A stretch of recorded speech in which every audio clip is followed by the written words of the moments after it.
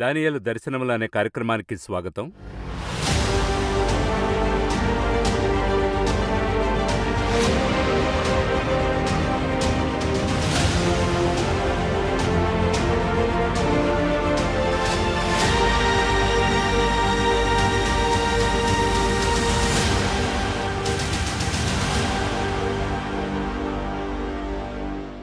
Daniel in the lion's den.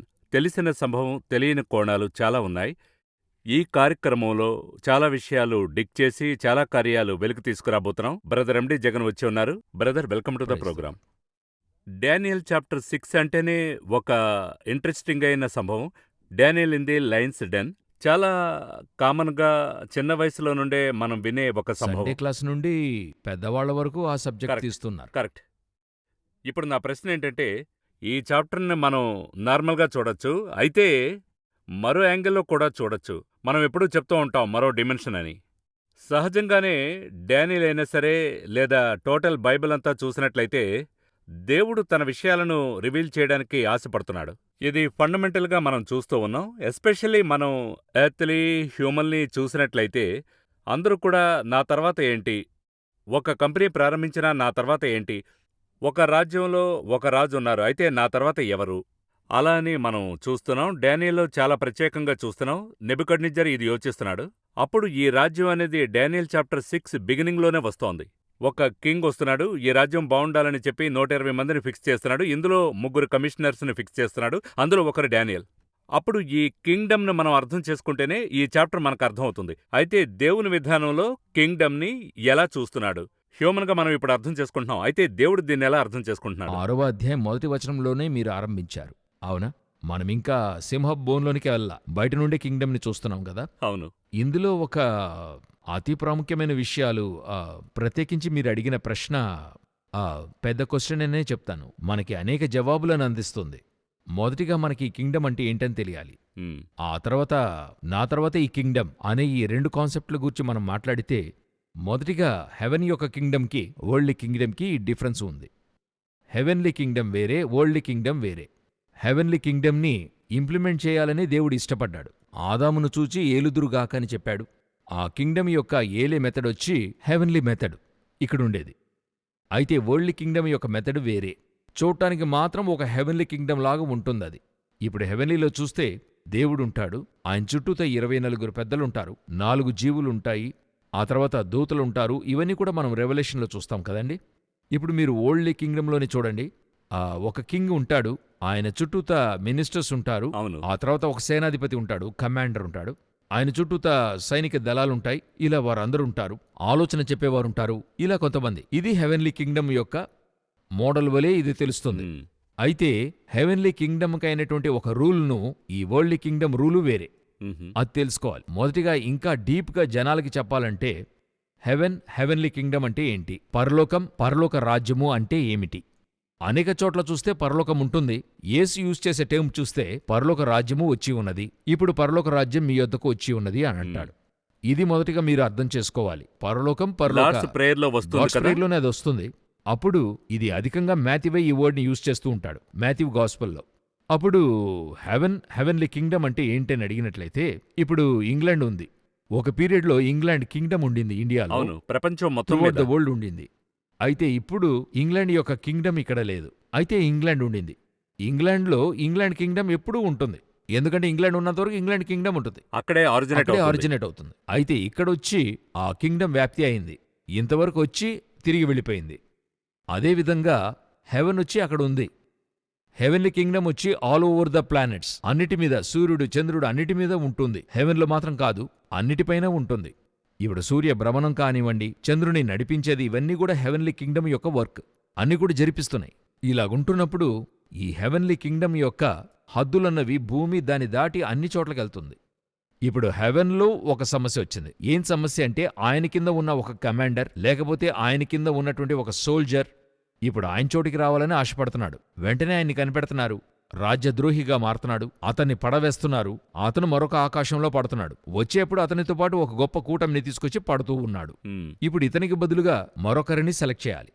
So God ఏం చేయాలని ఇష్టపడుతున్నాడంటే, ముందుగానే ఒక విశేషముగా నేను సృష్టించాను, అతను నా స్థానానికి రావాలని ఆశపడి చివరిగా ఏం చేశాడు, అతను నాకెదురుగా లేచాడు. సో ఇప్పుడు అతనికి బదులుగా ఒకరిని సెలెక్ట్ చేస్తున్నాను. నాకంటే తక్కువైన వాడు నా స్థలానికై ఆశపడినందున అతనికంటే తక్కువ వాడిని చేసి అతని స్థానానికి తెస్తాను. ఆ విధంగా భూమిని రెడీ చేస్తున్నాడు. సో ఒక ఫ్యాక్టరీ రెడీ చేస్తున్నాడు. ఈ ఫ్యాక్టరీలో కొంతమందిని రెడీ చేసి అతని స్థానానికి ఇంటర్వ్యూ చేసి తెస్తాను, ఎగ్జామిన్ చేసి టెస్ట్ చేసి చివరిగా క్వాలిటీ టెస్ట్ అంతా చేసి ఈ స్థలానికి తెస్తానని చెప్పి ప్లాన్ చేసుకున్నాడు. ఆ భూమిలో ఇప్పుడు ఆదాంని తెచ్చాడు. తీసుకొచ్చి ఫలించి అభివృద్ధి చెందు, రీప్రొడ్యూస్ అవ్వు, రీప్రొడక్షన్ చేసి అథారిటీ కూడా ఇచ్చాడు. ఆ హెవెన్లీ కింగ్డమ్ యొక్క లాని కూడా తెలియజేశాడు. ఎలా ఏలాలి అని ఎంత చెప్పాడు. ఏం చేయాలి, ఏం చేయకూడదు. ఎందుకంటే హెవెన్లీ కింగ్డమ్ లో ముందుగానే ఒకడు ఏం చేశాడు, అవన్నీ కూడా మీరు చేయకూడదని తేటగా తెలియజేశాడు. ఇప్పుడు ఈ స్థలంలో హెవెన్లీ కింగ్డమ్ ఇంత దూరానికి ఉంది, ఇంతవరకు ఉంది. ఇప్పుడు ఇతనికి ఈ స్థలంలో ఇచ్చినటువంటి ఫ్యాక్టరీని ఎర్త్, ఇది ఒక ఉదాహరణగా నేను చెప్తున్నాను. ఇప్పుడు అందులో నెట్టబడిన ఇతను ఉన్నాడు కదా, అతనిల్లి ఏం చేస్తున్నాడంటే ఇతన్ని మోసం చేసి ఆ ఫ్యాక్టరీని తీసుకుంటున్నాడు. వారికి తెలుస్తుంది ఈ పవర్ ఉంది, ఇతని దగ్గర ఈ పవర్ ఉంది, ఈ స్థలాన్ని కొనేద్దాం, ఇతనే హక్కుదారుడు అని కొనేస్తున్నాడు. సో ఇప్పుడు ఫ్యాక్టరీ అతని కంట్రోల్కి వెళ్ళిపోతుంది. ఫ్యాక్టరీ మాత్రం కాదు, అతను ఆ ఫ్యాక్టరీ ఓనర్ కూడా వెళ్ళిపోయాడు. అతని వైఫ్ కంట్రోల్ పోయి అన్ని పోయిన వెంటనే ఇప్పుడు ఒరిజినల్ తండ్రి ఏం చేస్తున్నాడు, ఇతన్ని ఎలాగైనా విడిపించాలే అని చెప్తున్నాడు. అది మాత్రం కాదు, హెవెన్లీ కింగ్డమ్ ఇప్పుడు అక్కడ లేదు. ఆ ఫ్యాక్టరీ అతని చేతి కిందకి వెళ్ళిపోయింది. ప్రిన్సిపల్స్ అన్ని మారిపోయాయి. ఇప్పుడు ఇతడేమనుకుంటున్నాడు, ఆ నా యొక్క స్థలాన్ని విడిపించాలి. ఇప్పుడు ఆల్ ఓవర్ ద వరల్డ్ నా యొక్క ఇది ఉన్నప్పటికీ ఒక స్థలంలో ఆ పాలనకు చోటు లేదంటే ఆ ప్రధానికి, జనాధిపతికి ఒక లోటు ఉంటూనే ఉంటది. ఈ దేశము, ఈ ప్రాంతం నా కంట్రోల్లో లేదు. అది ఎంతైనా ఈ దేశమంతా కూడా పాలించినా ఈ ఒక స్టేట్ నా కంట్రోల్కి రావట్లేదే. ఒక ఆలోచన ఉంటుంది కదా, అదేలాగా గాడికి కూడా ఈ భూమి అతని కంట్రోల్కి వెళ్ళింది. ఇప్పుడు అతని దగ్గర నుండి అది తీసుకోవడం ఈజీ, పిశాచి నుండి తీసుకోవడం. బట్ ఈయన ప్రోటోకాల్ ఫాలో చేస్తున్నాడు, ఎందుకంటే అది రాసినవాడే ఈయన. సో ఇప్పుడు ఈయన ఏం చేస్తున్నాడు, అది విడిపించడానికి ప్రొసీజర్ ఫాలో చేసి విడిపిస్తున్నాడు. ఈ హెవెన్లీ కింగ్డమ్ని ఈ భూమిలోనికి తిరిగి తీసుకుని రావడం అనేదే దేవుని యొక్క పని. దానికి దేవుడు మనుషుల్ని సెలెక్ట్ చేస్తున్నాడు. ఆదాము సంతతి నుండి నోవాహును సెలెక్ట్ చేస్తున్నాడు. అబ్రహాము, మరి ఇస్సాకు, యాకోబు, కొనసాగింపుగా వీరు హెవెన్లీ కింగ్డమ్ కొరకు పనిచేస్తూనే ఉన్నారు. హెవెన్లీ కింగ్డమ్ పైనుంది, హెవెన్, ఆ కింగ్డమ్ కొరకే ఇక్కడ పనిచేస్తున్నారు. అయితే ఇలా చెప్పచ్చంటారా, దేవుని యొక్క హార్ట్ బీట్ అర్థం చేసుకునే వారికి చాలా ఇవ్వాలని దేవుడు కోరుతున్నాడు అని. వారే ఇక్కడికొచ్చి అన్ని పనులు చేస్తున్నారు. ఇప్పుడు ఈ భూమిని తన కంట్రోల్లో ఉంచుకున్న పిశాచికి వీరు టెర్రరిస్ట్ లాగా తెలుస్తున్నారు. నా దేశంలో కూర్చుని వీరు నాకు అగెన్స్ట్గా పోరాడుతున్నారే, వీరిని హతం చేయాలని వాడు తలుస్తున్నాడు. కాని వీరేం చెప్తున్నారు, ఇది మా తండ్రిది, నీవే ఒకప్పుడు ఏమార్చి తీసుకున్నావు, తిరిగి మా తండ్రి దగ్గర అప్పగిస్తామని వీరు చెప్తున్నారు. ఈ వారే ఈనాటి వరకు జరుగుతూ ఉంది. ఒక పీరియడ్లో తండ్రి తన కుమారుడినే పంపుతున్నాడు, ఓన్ సన్ని పంపుతున్నాడు. పంపి ఆ ఫ్యాక్టరీని విడిపించుకురమ్మంటున్నాడు. కాని విడిపించుకుని రావడం అన్నది ఈనాటి హీరోస్ యుద్ధం చేసేలా కాదు. ఆ మెథడే వేరే. ఆయన బలి అయి అది విడిపించాలి. అదే హెవెన్లీ కింగ్డమ్ యొక్క లా. బలి ద్వారా విమోచించాలి, యుద్ధం చేసి కాదు. యుద్ధము చేసి విడిపించాలంటే ఫ్రాక్షన్ ఆఫ్ ది సెకండ్ కూడా అవ్వదు. సో ఆయన విడిపించాడు. ఇప్పుడు విడిపించి అక్కడ తిరిగి ఆయన రాజ్యభారాన్ని స్థాపించడానికై ఒక టైం తీసుకున్నాడు. ఇప్పుడు ఉదాహరణకు గెలుస్తాం ఎలక్షన్లో, అయితే ఆ యొక్క ప్రభుత్వం ఏర్పాటు చేయడానికి టైం ఉంటుంది. మధ్యలో 10 రోజులో, 4 రోజులో, 5 రోజులో ఇవ్వబడుతుంది. అదేవిధంగా హెవెన్ 2 రోజులు ఉంచింది. 2 రోజులంటే 2000 సంవత్సరాలు హెవెన్ లెక్క ప్రకారం. వారిని గెలిచాము, పదవి స్వీకరణకు 2 రోజులుంది. నేను నీ శత్రువులను నీ పాదములకు పీఠముగా చేయు వరకు నా కుడిపార్శ్వమున కూర్చుండుమని యేసును కూర్చోబెట్టాడు. ఎందుకంటే ఈ కింగ్డమ్కి చూసినట్లయితే గెలిచిన వారు పదవి స్వీకారం చేసేప్పుడు అందులో కొంతమందిని ముఖ్యమంత్రితో పాటు మంత్రులుగా ప్రమాణ స్వీకారం చేస్తారు. ఆ మంత్రుల సెలక్షన్ ఉంది కదా, అదిప్పుడు జరుగుతూ ఉంది. ఇప్పుడు దేవుడేం చేస్తున్నాడంటే ఈ భూమిలో తనకైన వారిని తనతో పాటు పరిపాలన చేయటకై ఆయనతో పాటు సహించిన వారు పరిపాలన చేస్తాం, ఆ పరిపాలించే వారిని సెలెక్ట్ చేస్తున్నాడు. సో ఇప్పుడు ఆ సెలక్షన్ వేరే జరుగుతుంది. ఇప్పుడు సాతాన్ ఏం చేస్తున్నాడు, తను ఓడిపోయాడని తెలుసు. తర్వాత ముఖ్యమంత్రిగా పదవి స్వీకారం చేసేంతవరకు ఇతనేమై ఉండాలా, యాక్టింగ్ సీఎం ఇతడే. అయితే ఇతనికి ఎటువంటి పవర్ ఉండదు, బట్ ఆయన పదవి ఎక్కేంతవరకు ఇతడే సీఎం. అదే పని ఇప్పుడు జరుగుతూ ఉంది. ఇందులో ఇప్పుడిక్కడ ఏం జరిగిస్తున్నాడంటే హెవెన్లీ కింగ్డమ్ యొక్క మోడల్ ఇక్కడుంది, బట్ ఓల్డ్ కింగ్డమ్ అనే లాని తయారు చేశాడు. వీరిరువురి మధ్య జరుగుతుంది. ఇది మొదటిగా హెవెన్కి హెవెన్లీ కింగ్డమ్కి మధ్యలో డిఫరెన్స్. రెండవది, మీరు అడిగిన ప్రశ్న ఎంతో ముఖ్యమైంది. నా తర్వాత అనే ఒక కాన్సెప్ట్ ఉంది కదా, నెబుకద్నెజర్ అడిగాడు.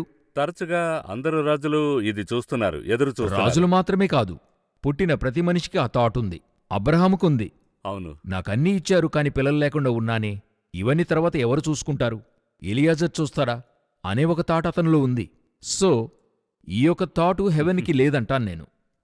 ఎందుకు లేదంటే, నా తర్వాత అన్నట్టయితే నా ముగింపు అనంతరమే గదా! దేవునికి ముగింపు లేదు గదా!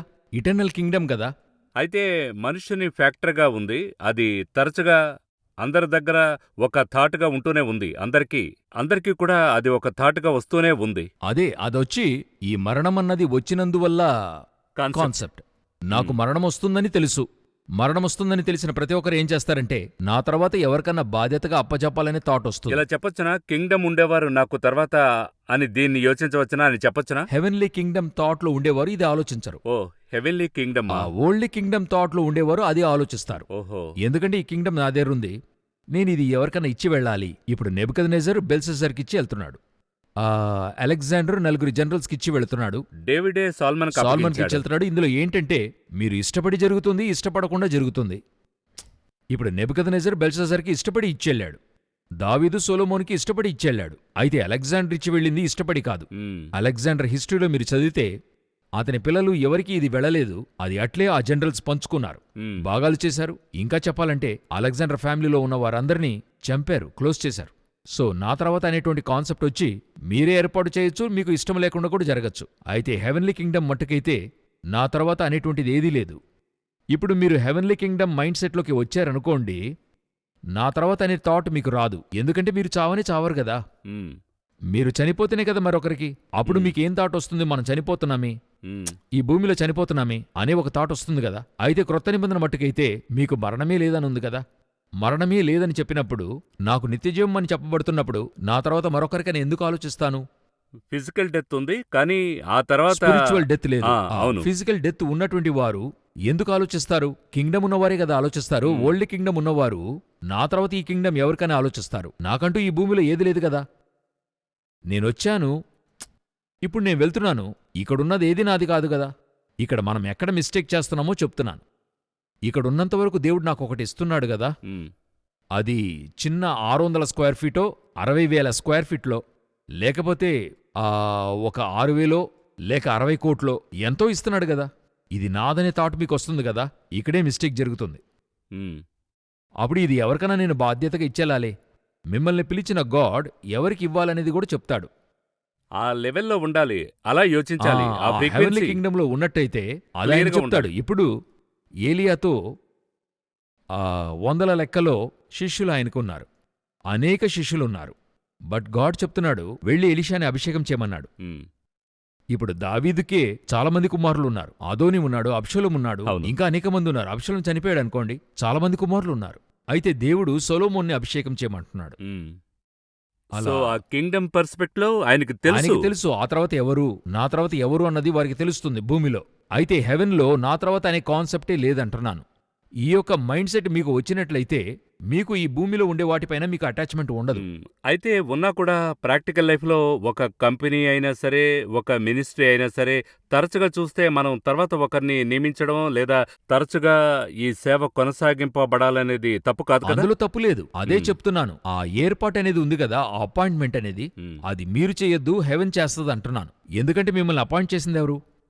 హెవెనే కదా అపాయింట్మెంట్ చేసింది. ఇప్పుడు ఈ యొక్క పరిచర్యకు వస్తున్నాను. ఈ పరిచర్యకు నన్ను పిలిచింది ఎవరు? దేవుడే పిలిచాడు. నా తర్వాత ఎవరికి ఇవ్వాలనేది కూడా దేవుడే చెప్తాడంటున్నాను. ఆ అపాయింట్మెంట్ పని మీరు చేయబాకండి, ఆ అభిషేకం చేసే పని మీరు తీసుకోవద్దనేది కాన్సెప్ట్. మరొక విషయం, ఆయన చెప్పిన వెంటనే ఇచ్చేసి వెళ్ళిపోవాలి. ఆయనకి ఇవ్వాలి. ఇప్పుడు నేను ఒక ఉదాహరణకు చెప్తున్నా. నన్ను బాగా అడ్మైర్ చేసిన, నేనెంతో ఒక పరిచారకుణ్ణి ఎంతో ఇష్టపడుతున్నానంటే రెనార్డ్ బొంకే యొక్క సందేశాలు, ఆయన మినిస్ట్రీ వచ్చి ఎక్స్ట్రాడినరీ. మన కాలంలో ప్యాషనేట్గా చేస్తాడు. మన కాలంలో జీవించిన సుప్రసిద్ధి ఇవాంజలిస్ట్. ఆయన యొక్క మినిస్ట్రీని బాగా గమనించి చూడండి, ఎండ్ అలాగాని చూడండి. క్రైస్ట్ ఫర్ ఆల్ నేషన్స్ అనేది ఆయన మినిస్ట్రీ మోర్ దెన్ 120 కంట్రీస్లో ఉంది. ఆయన వచ్చి ఏం చేస్తున్నాడు, at the age of 72 I think so, I'm right, ఆ స్థలంలో ఒక మీటింగ్లో మాట్లాడుతూ ఉన్నాడు.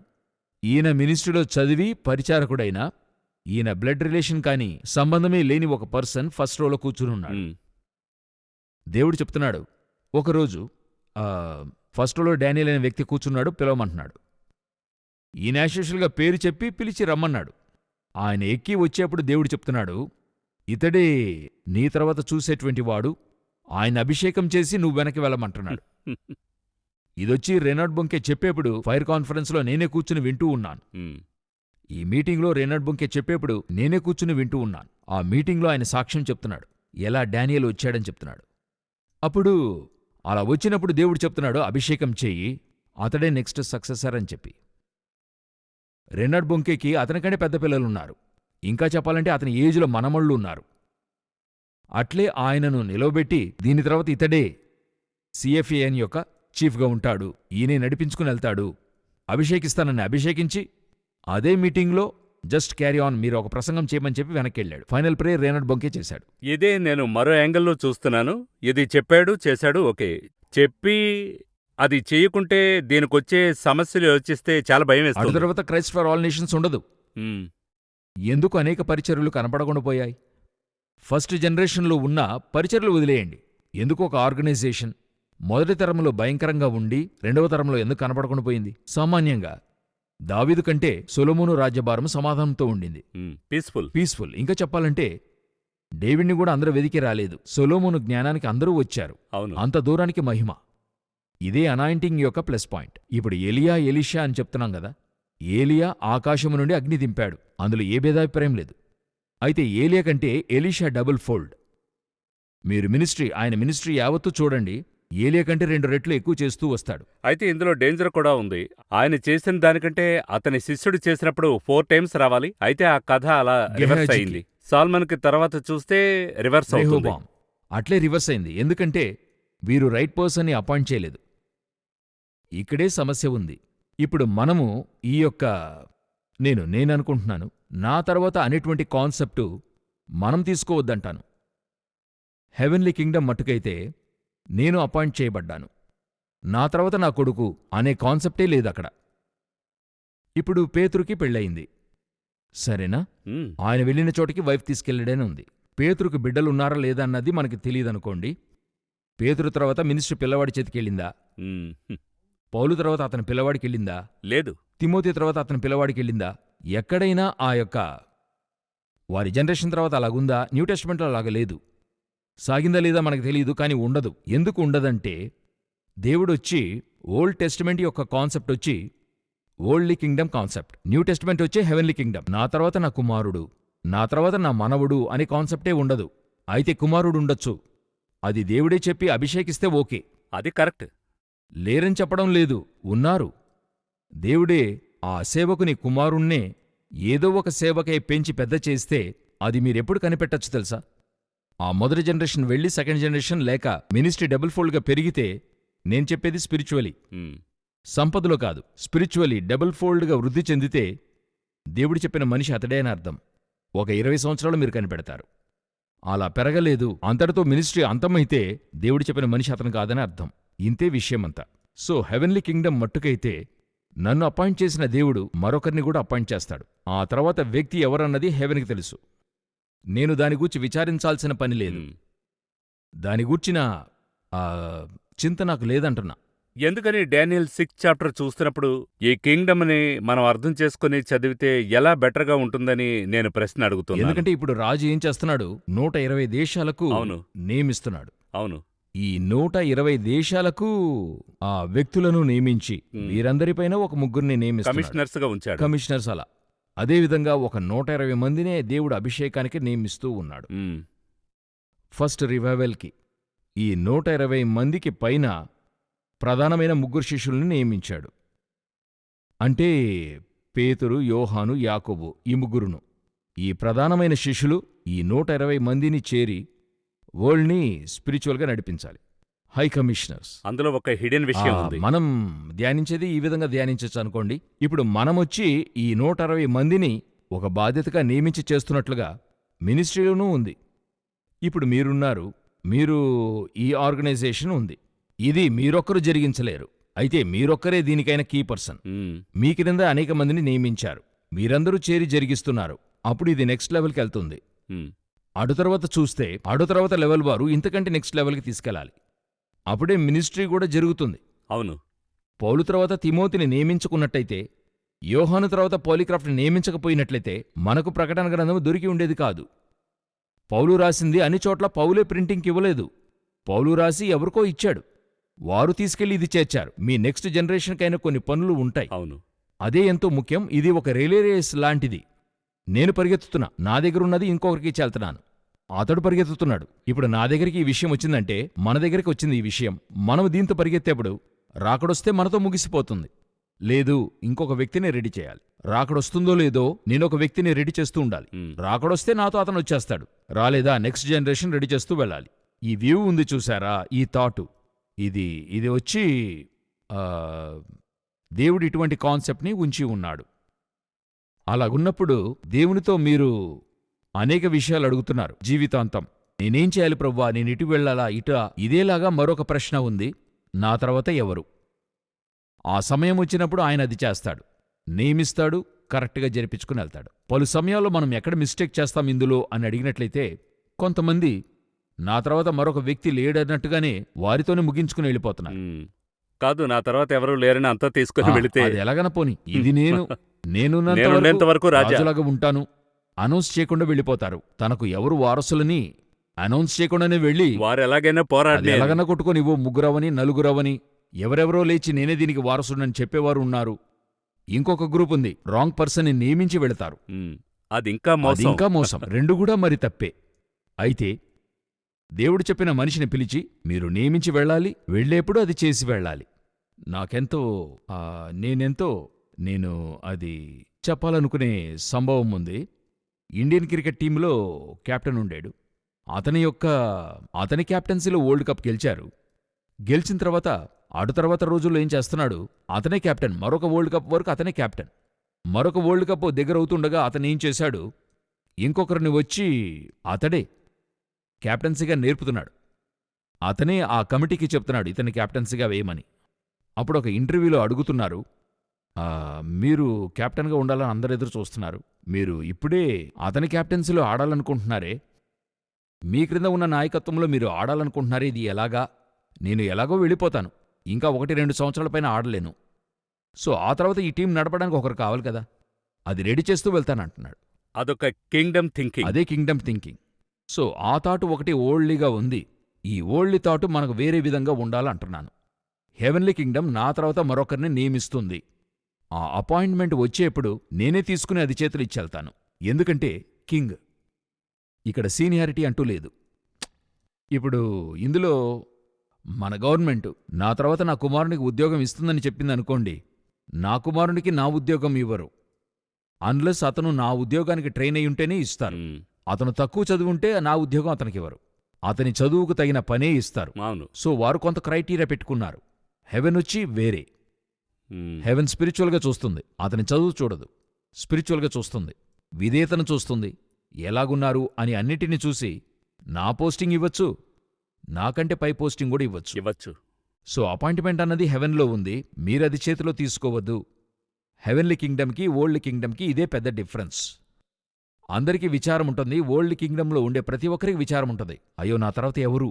మనకా విచారం అక్కర్లా, కాని బాధ్యత, ఆ బాధ్యత హెవెన్ ఇచ్చేప్పుడు తీసుకుని ఇచ్చేయాలంటాను. ఇప్పుడు ఎలీషా అభిషేకమైన తర్వాత ఏలియా వెంటనే ఎత్తుకోబడలేదు. ఆ తర్వాత కొంతకాలం భూమిలో ఉండాడు. ఆ కొంతకాల సమయము ఎలీషా అతనికి లోబడి ఉండాడు. ఇంకొకటి ఇంకా ఓ చిన్న యాడిషన్ ఇవ్వాలనుకుంటున్నాను. అయితే ఒక పీస్ ఆఫ్ మైండ్ ఉంటుంది హ్యాండ్ ఓవర్ చేసేటప్పుడు. అదే చాలా ఇంట్రెస్టింగ్గా ఉంటుంది. ఎంతో హెవెన్లీ పీస్ ఆఫ్ మైండ్ అంటే మీకు ఒక విషయాన్ని చెప్తే మీకు అర్థమవుతుంది. మీకు మొదట ఉన్న విధేయత చివరి వరకు ఉందా అని హెవెన్ చూస్తుంది. ఇప్పుడు మీరు ఈ యొక్క పోస్టింగ్లో ఉన్నారనుకోండి, అప్పుడు మీ పైన ఉన్నవారు చెప్పేదంతా కూడా మీరు వింటారు.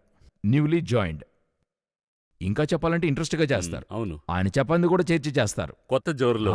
అలాగా మీరు సీనియర్ అయిపోయారు. ఇప్పుడు మీరే సీఈఓగా ఉన్నారు, మీరు చీఫ్ అయిపోయారు. ఇప్పుడు మీరు ఒకరు చెప్పింది మీరు చేస్తారా? ఆ మైండ్ వస్తుందా అని అడిగినట్లయితే 99% రాదు. నా మైండ్లో ఏమొస్తుంది? I'm an experienced one, I know everything, nobody is to question me. ఇవన్నీ మనకు వచ్చేస్తాయి. వచ్చినప్పుడు హఠాత్తుగా దేవుడు పిలిచి చెప్తాడు ఇలా చెయ్యి అన్నప్పుడు, దేవుడు మీరు ప్రముఖులైనట్లయితే మీకంటే సీనియర్ లేకపోతే అప్పుడు గాడ్ ఎవరిని పిలిచి చెప్తాడు? అక్కడ ఉండేవారితో వ్యక్తితో. అతను మీకంటే క్రిందివాడిగా ఉంటాడు. ఇప్పుడు డేవిడ్తో చెప్పాలి, ఎవరితో చెప్పాడు? అతని క్రింద ఉన్న నాతాను ప్రవక్తతో, ఆ ఊర్లో ఉన్న ఒక ప్రవక్త. ఈ నాతాను ఒక పీరియడ్లో డేవిడ్తో నమస్కరించే మాట్లాడేవాడు. మ్, అదే నాతాను డేవిడ్ తప్పు చేసినప్పుడు స్ట్రైట్గా స్ట్రైట్గా చెప్తున్నాడు. చెప్తున్నాడు. అప్పుడది వినాలి గదా. వినే మనస్తత్వం, విని మనస్సు మారాలి. మారు మనసు, ఆ చేసే పనుంది గదా. మీరు చేసి చూడండి. నాకు చెప్పిందంతా చేశాను అనేటువంటి సంతృప్తి. దావీదు వృద్ధుడై పడుకున్నాడు. సొలొమోనును అభిషేకించాలి. సొలొమోనును అభిషేకించిన తర్వాత ఆ తర్వాత బైబిల్లో సొలొమోను తర్వాత చెప్పబడుతుంది. అవును, డేవిడ్ మరణించింది మాత్రం ఉంటుంది. అవును. ఇదే మరి దాదాపు ఫేడ్ అవుట్. ఇదే పీస్ ఆఫ్ మైండ్. నా పని ముగిసింది. నేను ఓల్డ్కొచ్చాను, పని ఆరంభించాను. నాకివ్వబడిన చివరి పని అది కూడా ముగించాను. దీని తర్వాత ఇంకేం లేదు. ఎలా ఉంటుందో చూడండి. మీరు చెప్పిన ఆ పీస్ ఆఫ్ మైండ్ నిండుగా ఉంటుంది, స్ట్రెస్గా ఉండదు. సో ఇదే వచ్చి హెవెన్లీ కింగ్డమ్కి వరల్డ్లీ కింగ్డమ్కి ఉన్న డిఫరెన్స్. చాలా విషయాలు చెప్పారు. ఇంకా చెప్పాలంటే డానియల్ చాప్టర్ 6లోకి వెళ్ళలేదు. ఆ తర్వాత కార్యక్రమంలో డానియల్ చాప్టర్ 6 లోపలికి, సబ్జెక్ట్ లోపలికి వెళదాం. లేదు, మనం లోనికొచ్చాము, డోర్ దగ్గరే నుంచున్నాం. డోర్లోనే ఉన్నాం. ఇప్పుడు మరో నమోదులో మోర్ డీపర్ చాలా డిమెన్షన్స్ మనం చూద్దాం. అయితే ఇందులో హెవెన్లీ కింగ్డమ్ ఒక ఫౌండేషన్గా చూద్దాం. ఈ డానియల్ 6 మాత్రమే కాదు, ఈ బైబిల్కే బేసిక్ ఫౌండేషన్గా చదివే ప్రేక్షకులకు ఒక ఫౌండేషన్గా మారాలి. అవును, ఈ రెండిటికి మధ్యలోనే ఇంత కూడా జరుగుతూ ఉంది. నడుస్తుంది. వరల్డ్ కింగ్డమ్కి హెవెన్లీ కింగ్డమ్కి మధ్య జరిగే విషయమే టోటల్ బైబిలును. ఇంకా చెప్పాలంటే ఈ ఫౌండేషన్ అర్థం చేసుకుంటే దానియేలు రెవల్యూషన్ మాత్రమే కాదు, టోటల్ బైబిల్ చాలా ఈజీగా అర్థమవుతుందనే కాంటెక్స్ట్ లో అవును, నేను ఇప్పుడు చెప్తున్నాను. మీరు వరల్డ్ కింగ్డమ్ని చూడండి. ఫారో, ఒక ప్యాలెసు, రథము, ఒక గుర్రము, యుద్ధము అన్నీ ఉంటాయి. హెవెన్లీ కింగ్డమ్లో చూడండి, వారెదురుగా వెళుతున్న ఇశ్రాయేలీలకి ఏమీ ఉండదు. ఈ రెండిటికి మధ్యలో హెవెన్లీ కింగ్డమ్లో ఉన్నవారు ఎలాగుంటారు, వరల్డ్ కింగ్డమ్లో ఉన్నవారు ఎలాగుంటారు, ఈ రెండు కాన్సెప్ట్స్, ఈ గ్రహింపు వస్తేనే మీకు బైబిల్ యొక్క కాన్సెప్ట్ అర్థమవుతుంది. ఈ కార్యక్రమానికి వచ్చినందుకు చాలా సంతోషం బ్రదర్ జగన్. మరో నమోదులో నెక్స్ట్ రికార్డింగ్లో Daniel chapter 6 Daniel in the lion's den తెలిసిన విషయాలు, తెలిసిన సంభవాలు, తెలియని కోణాల్లో చూద్దాం.